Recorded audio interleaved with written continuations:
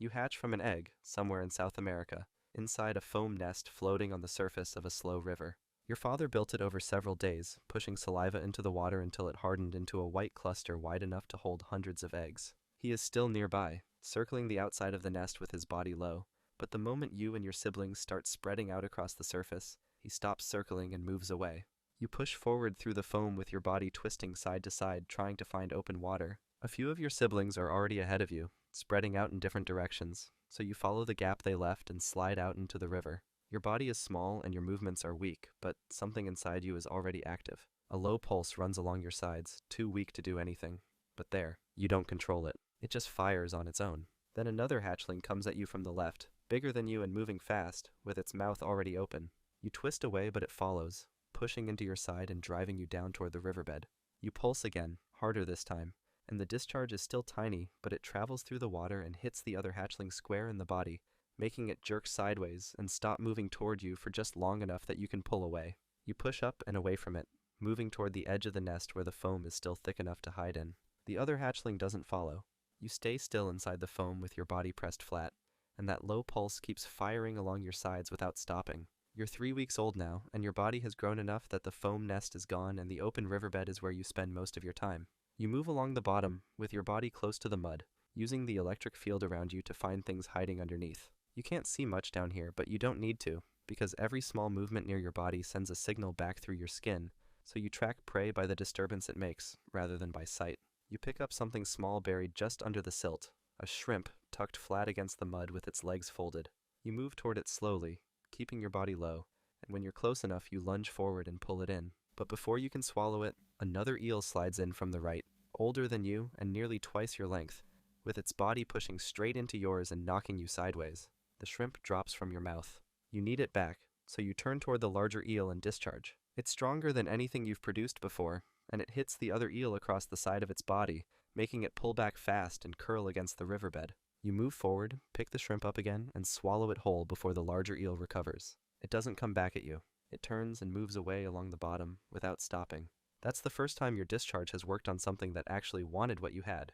But the eels you'll run into as you grow won't all be so easy to push away, and some of what shares this river with you won't react to a discharge the way another eel does. You're 4 months old now, and your body has grown long enough that you've started moving away from the riverbed and into open water during the day. You've been following a small fish for a while, staying just behind it with your electric field tracking every small move it makes, waiting for it to slow down. It cuts left around a root and stops on the other side, pressed against the wood with its body still. So you move around the root and open your mouth to take it. But a piranha comes in from above before you reach it, cutting straight down and taking the fish cleanly, then turning back toward deeper water. You follow because you're hungry and you want the fish back.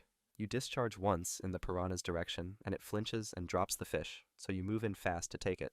Then a second piranha arrives, coming in from your right with its body angled low, and a third appears just behind it. You discharge again, sweeping the pulse outward, and the closest one pulls back for a second. But then it comes forward again, and the others follow it, so you turn away from the fish and push toward the bank where the water is thin and the roots come down in thick clusters.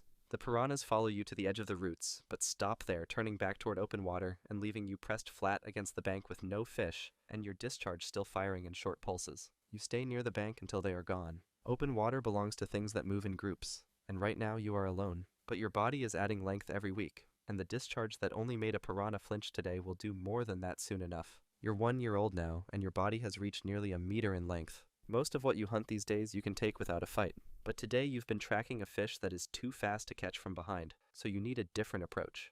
You pull ahead of it and cut across its path, then curl your body into a wide loop so your tail swings around behind it. The fish is now inside the curve of your body, with your head on one side and your tail on the other. You discharge, and instead of the pulse traveling out in one direction, it travels from both ends of your body toward the middle, crossing through the fish from two sides at the same time. The fish locks up and drops, with its body going completely still, and you straighten out and take it before it can recover. That's the first time you've hunted that way. It works because your electric organ runs almost the full length of your body, so curling around prey doubles the effect. You eat slowly, pulling the fish apart against the riverbed. Then a caiman moves through the shallows ahead of you, with its legs pushing through the mud and its body swinging side to side. It stops and turns its head toward you. You discharge in its direction, a long burst that travels through the water and hits it across the face, making it pull its head back and swing away from you. It moves into deeper water without coming back. You've sent things bigger than you in the other direction before, but something in this river will eventually stand its ground. And when that happens, your body will need to be ready. You're 2 years old now, and the river has been pulling back for weeks. What used to be wide and deep is now a series of shallow pools separated by stretches of mud and exposed root. You need oxygen to keep moving, so every few minutes you rise to the surface and open your mouth to pull in air, pushing it across the lining of your mouth where your body absorbs it directly. Most animals in this pool are pressed against the bottom and struggling, but you keep moving because your body gets most of what it needs from the air above, rather than the water around you. The pool you're in is shrinking fast, and another eel is already inside it, longer than you and sitting in the deepest part near the center.